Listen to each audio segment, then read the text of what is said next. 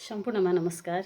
म यहाँहरूलाई आज कवि भुपी शेरचनद्वारा रचित शहीदहरूको सम्झना कविता वाचन गरेर सुनाउन चाहन्छु। सबैले ध्यान दिएर सुन्नुहोला। हुँदैन बिहान मिरमिरमा तारा झरेर नगए, बन्दैन मुलुक दुई चार सपुत मरेर नगए, बन्दैन मुलुक दुई चार सपुत मरेर नगए। ओठमा हाँसो गलामा लाली तब आउँछ जगतको, देशको पिरले भेटी जब पिरले चढाउँछ रगतको। घाँटीमा फाँसीको माला गाँसी बिरले हाँस्दा, मातृभूमिको चरण ढोगी भाग्दछ दासता, मातृभूमिको चरण ढोगी भाग्दछ दासता।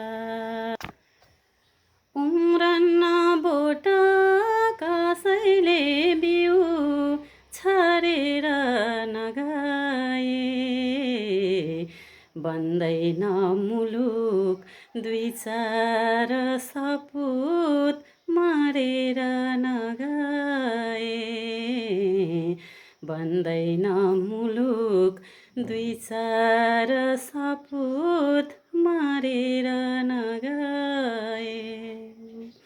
हामीले खाने प्रत्येक घाँसमा रगत छ शहीदको, हामीले फेर्ने प्रत्येक सासमा रगत छ शहीदको। हाम्रो मुटुको प्रत्येक चालमा धड्कन छ शहीदको, हाम्रो खुसीको प्रत्येक पलमा छ जीवन शहीदको। पाउने थिएनौ खुसी तिमीले छाडेर नगए, बन्दैन मुलुक दुई चार सपुत मरेर नगए। हामीले आफ्नो कर्तव्य बिर्से इतिहासले धिक्कारला, गोली निलेका शहीदका प्यारा लासले धिक्कारला। धरतीले मुख लाजले छोप्ला, आकाशले धिक्कारला, शहीदहरूलाई हामीले उन्नति गरेर नगए।